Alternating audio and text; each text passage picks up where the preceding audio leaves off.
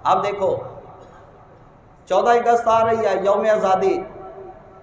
کیا ہوگا 14 اگست کو؟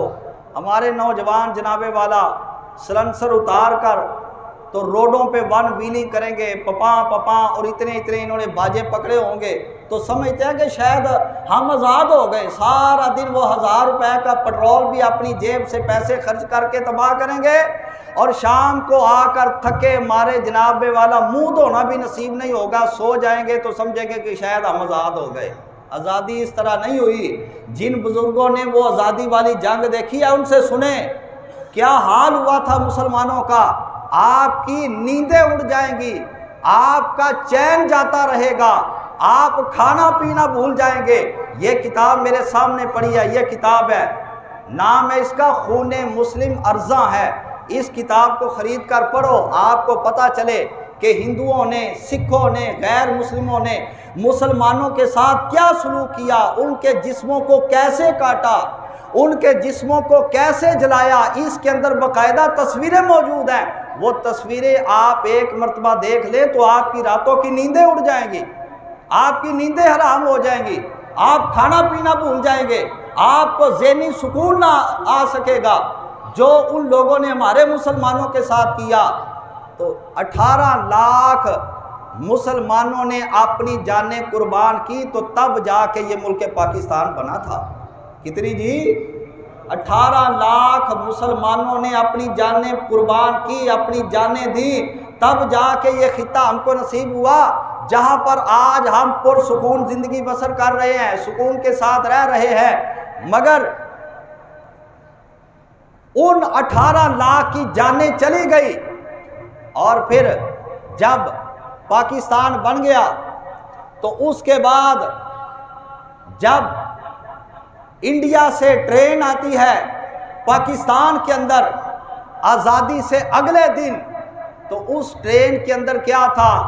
وہاں پر لوگ منتظر تھے کہ جناب والا دیار غیر سے ایک ٹرین آ رہی ہے، گاڑی آ رہی ہے، اس کے اندر ہمارے مسلمان بہن بھائی ہوں گے، ہم ان کے ساتھ اچھا سلوک کریں گے، ان کو ٹھکانہ دیں گے۔ مگر جب وہ ٹرین آ کر اسٹیشن پہ رکتی ہے، وہاں قائد اعظم محمد علی جناح موجود ہے، اور ان کے ساتھ اور بھی مسلمان لیڈر بھی موجود ہیں، عوام الناس موجود ہے، مگر حیران ہو جاتے ہیں کہ ایک بھی بندہ ٹرین رک گئی ہے باہر نہیں آتا۔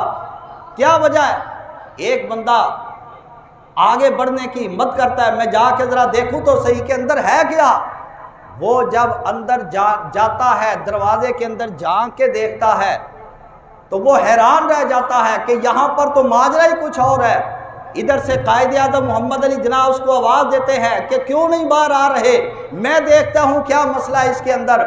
جب قائد اعظم محمد علی جناح آگے بڑھے تو اس مسلمان نے ان کو روکنا چاہا کہ جناب آپ اندر نہ آئیے، آپ اندر نہ دیکھیے۔ قائد اعظم محمد علی جناح نے اس کو ایسے دھکا مارا، پیچھے ہو، میں خود اپنی آنکھوں سے مشاہدہ کرنا چاہتا ہوں کہ اندر منظر کیا ہے، یہ کیوں مسلمان باہر نہیں آ رہے۔ جب وہ اندر گئے تو وہ دیکھ کر جناب والا حیران رہ گئے کہ اس ٹرین کے اندر کوئی ایک بھی مسلمان مرد و عورت زندہ نہیں تھا، سب کو جناب والا درندگی کے ساتھ قتل کر کے، تباہ و برباد کر کے، ان کے جسموں کو لہو لہان کر کے ٹرین کو بھر کر پاکستان کی طرف روانہ کر دیا گیا تھا۔ پاکستان اس طرح بنا تھا، یہ سلنسر اتار کے نہیں بنا تھا، اتنے باجے کھڑکا کے نہیں بنا تھا۔ آج ایک طرف قوم رونا روتی ہے کہ مر گئے، ہائے لوٹے گئے، ہائے ہمارے پاس کچھ نہیں ہے، اتنا سارا باجا پلاسٹک کا 400-500 روپے کا آتا ہے۔ یہ قوم اتنی غریب ہے، 500 روپے کا باجا لیں گے، ایک دن بجا کے اگلے دن کباڑی کو جا کے 2 روپے کا بیچ آئیں گے۔ اتنی غریب قوم ہے، کھانے کے لیے ان کے پاس کچھ نہیں ہے، بل بھرنے کے لیے ان کے پاس پیسہ نہیں ہے، غریب کی خدمت کے لیے ان کے پاس کچھ نہیں ہے، ماں باپ بیمار پڑے ان کو دوائی دینے کے لیے ان کے پاس پیسہ نہیں ہے، 500 روپے کا باجا خریدنے کے لیے ان کے پاس پیسے ہیں، اور پھر وہی 500 کا خریدا ہوا توڑ مروڑ کے اگلے دن جا کے تو 2 روپے کا بیچ کر سمجھے گے کہ ہم آزاد ہو گئے، اور نقصان اپنا کیا، کباڑا اپنا کیا تو سمجھتے کہ ہم نے کشمیر فتح کر دیا۔ بیوقوفوں کی یہی علامت ہوتی ہے، بیوقوفوں کے سر پہ کوئی سینگ نہیں ہوا کرتے۔ دعا کیا کرو اللہ پاک ہم سب کو سمجھ عطا فرمائے۔